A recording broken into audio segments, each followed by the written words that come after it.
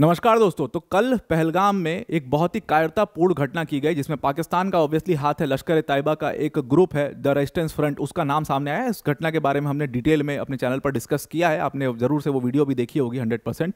तो पहलगाम में जो 22 इंडियन टूरिस्ट्स को मार दिया गया और उनके रिलीजन पूछ करके उनको गोली मार दी गई इन टेररिस्ट द्वारा। जंगल में से अचानक से 3 टेररिस्ट बाहर निकलते हैं, ओपन फायर खोल देते हैं और नाम पूछ करके, और बहुत सारे सोर्सेस से बता रहे हैं कि नाम पूछ करके चेक करके मारा गया, उनको गोली मारी गई।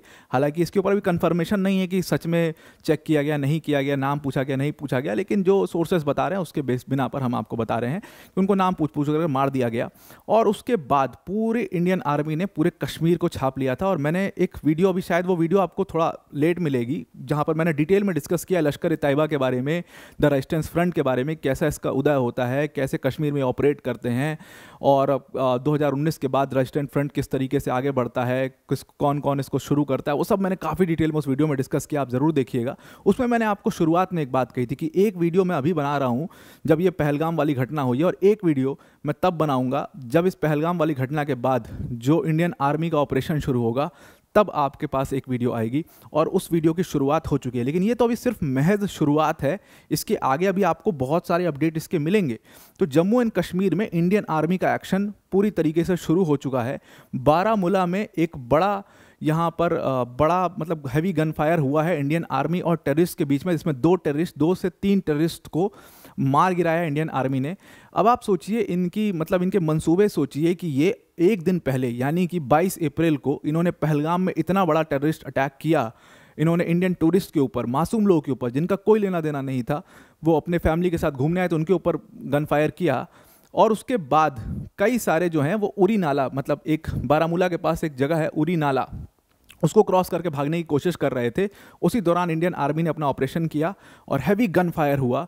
मतलब आप सोचिए कि इंडियन आर्मी की पूरी जो चिनार कॉर्प्स वहाँ पर मौजूद थी, पूरी फोर्सेस जो हैं उनसे बराबरी की टक्कर ही ले पा रहे, इतने असलहे, इतने एम्यूनिशंस इन टेररिस्ट के पास है। इंडियन आर्मी कई सारे ऑफिसर्स के जो आप जा करके देख सकते हैं, जो मीडिया को वो अपना कॉन्फ्रेंस दे रहे हैं, उसमें वो बता रहे हैं कितना मतलब एक जैसे वॉर के लाइक सिचुएशन जो है उसके लिए प्रिपेयर करके आए हों, और इनकी संख्या बहुत सारी हो सकती है। तो एट द फर्स्ट प्लेस सवाल यही होता है कि इंटेलिजेंस कहाँ थी अब तक? इतने सारे जो टेररिस्ट हैं वो बॉर्डर क्रॉस ही एज द फर्स्ट प्लेस कैसे कर पाए? और इसमें ये भी आशंका है कि हो सकता है कि बहुत सारे लोगों ने बॉर्डर क्रॉस नहीं किया हो, लोकली वो हायर्ड हों। अभी इसके ऊपर जानकारी आना क्लियर है, अभी इसके ऊपर जानकारी आना बाकी है, बहुत जल्दी इसके ऊपर जानकारी आ जाएगी। लेकिन फिलहाल बारामूला में 2 टेररिस्ट को इंडियन आर्मी ने मार गिराया है, देखते हैं। पर वीडियो में आगे जाने से पहले एक छोटी सी अनाउंसमेंट है। अनअकैडमी ने अपना बिगेस्ट एवर डिस्काउंट आपको दे दिया। 19,999 के छोटे से प्राइस में आप यूपीएससी सिविल सर्विसेज के फाउंडेशन कोर्स को ज्वाइन कर सकते हो। इसमें अनअकैडमी की टॉप फैकल्टीज जैसे मृणाल सर, प्रतीक सर, सुदर्शन सर जैसी फैकल्टीज आपको इन बैचेस में पढ़ा रही होंगी। इस पूरे बैच के बारे में आपको वीडियो के अंत में बताऊंगा। अब आते हैं टॉपिक के ऊपर वापस। तो पहलगाम में एक बड़ी घटना कल हुई और इस घटना में 22 जो इंडियन टूरिस्ट थे उनको वहां पर मार गिराया गया, उनके नाम, उनके रिलीजन पूछ करके उनको मारा गया। और उसके बाद एक मैसेज दिया गया वहां से। एक विमेन थी जिन्होंने कहा कि आपने मेरे हस्बैंड को तो मार ही दिया, अब हमें भी मार ही दीजिए, हमें जिंदा रह करके हम क्या करेंगे? तो फिर उस टेररिस्ट ने उसमें बोला था कि जाओ और मोदी को जा करके बताना। तो ये बात जो थी, जो एक मैसेज देने वाली बात थी, वो बेसिकली सीधा सीधा गवर्नमेंट के ऊपर एक हमला था, इंडिया की सोवरेनिटी और इंटीग्रिटी के ऊपर एक हमला था। नारे भी इन टेररिस्ट ने वहाँ पर लगाए थे, दुनिया भर की ऐसी चीज़ें वहाँ पर सामने आ रही थी।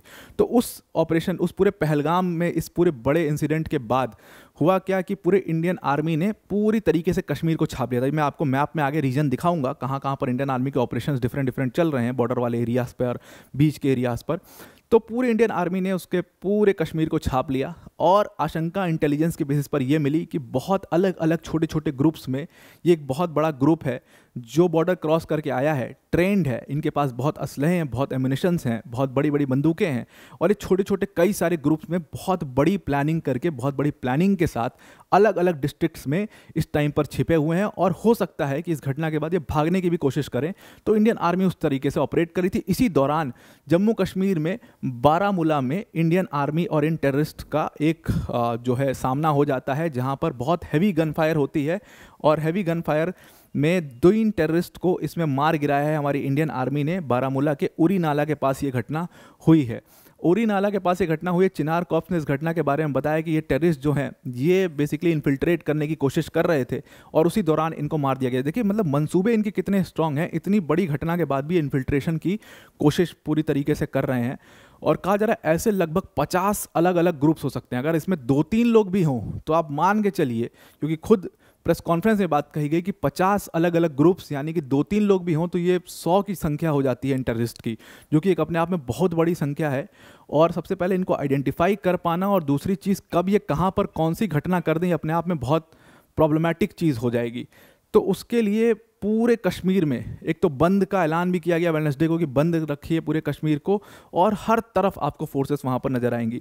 ऊपर से चिनार कॉर्प्स ने कहा कि ये जो पूरे आतंकवादी थे ये अपने साथ बहुत बड़ी मात्रा में एम्यूनिशंस और वेपन्स लेकर के आए हैं। ऐसा लग रहा है इनके तैयारी के हिसाब से कि ये किसी मतलब युद्ध की प्रिपरेशन करें, किसी वॉर की प्रिपरेशन ये लोग करके आए हुए हैं यहाँ पर, और ये कोई बहुत बड़ा प्लान के साथ यहाँ पर आए हैं और उस प्लान को ये एग्जीक्यूट करने के लिए इस समय पर बाहर निकले और अलग अलग जगहों पर ये अटैक करने का प्लान कर रहे हैं। हालांकि बारामूला में इसी तरीके कुछ प्लान था जिसको इंडियन आर्मी ने पूरी तरीके से रोक दिया। अगर चिनार कॉर्प्स का आप ट्विटर हैंडल देखोगे तो वहाँ पर भी उन्होंने कहा है कि हालांकि ये टेररिस्ट अभी फिलहाल अनआइडेंटिफाइड हैं, अभी इसको टीआरएफ से जोड़ा जाए ये पूरी तरीके से नहीं कहा जाता, क्योंकि कल की जो घटना हुई थी वो द रेजिस्टेंस फ्रंट ने की थी। द रेजिस्टेंस फ्रंट वही ऑफ शूट है लश्कर ए तैयबा का, और ये टेररिस्ट उसके मतलब हिस्सा है नहीं है इसके ऊपर अभी कुछ कहा नहीं जा सकता है, लेकिन अंदेशा यही है कि द रेजिस्टेंस फ्रंट के ही ये टेररिस्ट हैं, क्योंकि इस समय पर वो काफ़ी एक्टिव हैं और बहुत सारों ने इंडिया में बहुत पहले से ही इन्फिल्ट्रेट करके छिपे हुए हैं।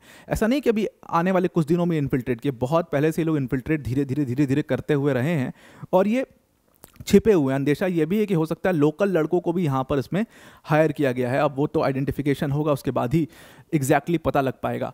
तो अब देखिए ये मतलब जम्मू कश्मीर का एक तरीके से मैप है और यहाँ पर आपको ये जो पूरा जगह दिख रही है ये बारामूला दिख रहा है। बारामूला के नीचे आपको यहाँ पर बडगाम दिखाई दे रहा होगा और बडगाम के नीचे आपको कुलगाम दिखाई दे रहा होगा। तो ये बडगाम कुलगाम, ये आपको बारामूला, ये बडगाम, फिर उसके नीचे ये कुलगाम, ये अनंतनाग और ये पुलवामा, पूरी तरीके से इंडियन आर्मी ने इन पूरे एरियाज़ को, ये सेंटर वाला पूरा जो एरिया है इसको छाप लिया है। अब देखिए बारामूला में क्या है, उरी नाला और बारामूला का खासियत क्या है, ये मुजफ्फराबाद आपको दिख रहा है। ये मुजफ्फराबाद बेसिकली पीओके के एरिया में आता है जो इलीगली पाकिस्तान ने ऑक्यूपाई किया हुआ है। तो जितना इन्फिल्ट्रेशन होता है वो इस बॉर्डर से होता है। मैं आपको पहले ही बता चुका हूँ कि वो इस बॉर्डर से होता है या वो मीरपुर से होता है।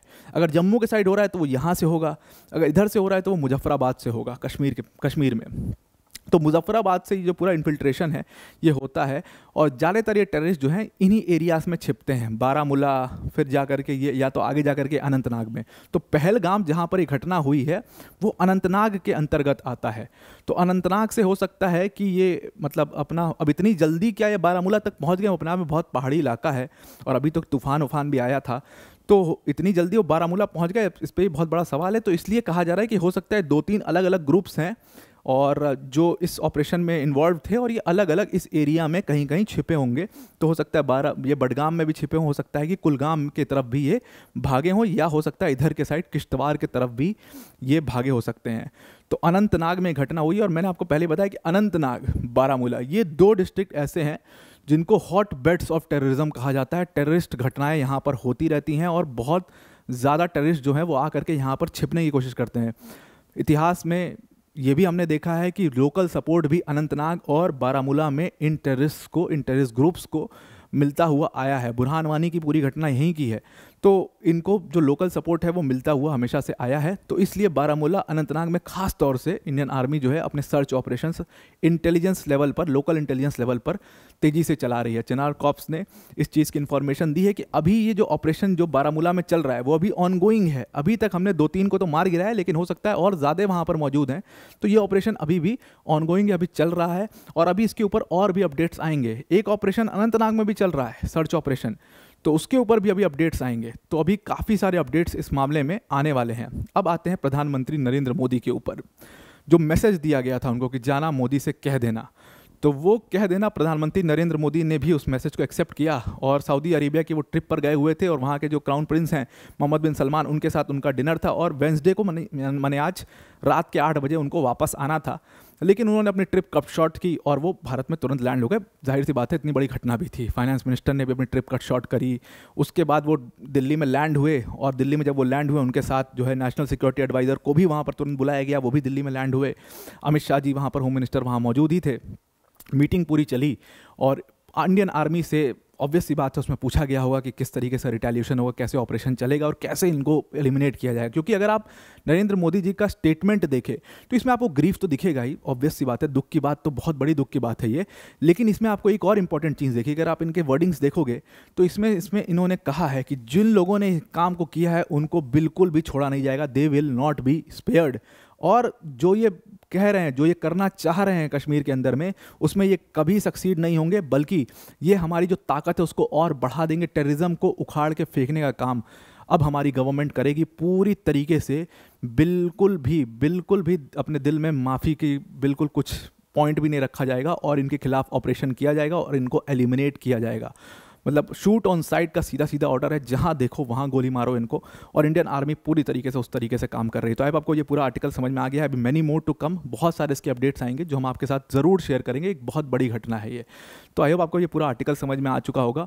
अब वीडियो को एंड करने से पहले अनअकैडमी टीम की तरफ से एक बहुत बड़ी अनाउंसमेंट है कि अनअकैडमी ने अपने यूपीएससी CSC के सभी कोर्स फीस को 19,999 कर दिया। मतलब इस प्राइस में आप अनअकैडमी के कोर्सेज को ज्वाइन कर सकते हो। और ऐसा नहीं कि इस प्राइस में आपको सिर्फ एक फाउंडेशन कोर्स मिलेगा, बल्कि जितने अनअकैडमी के प्लेटफॉर्म पे कोर्सेज चल रहे हैं सारे आपको मिल जाएंगे। और इसमें इस बार हमारे जो सिलेक्शंस हैं वो 70+ सिलेक्शंस जो हैं वो सीधा पेड कोर्सेज से आए हुए हैं। जो लोग हमारे साथ पूरी साल भर उन्होंने मेहनत करी है, मृणाल सर, प्रतीक सर, सुदर्शन सर जैसी फैकल्टीज़ जो हैं वो आपको इन बैचेस में पढ़ाएंगे।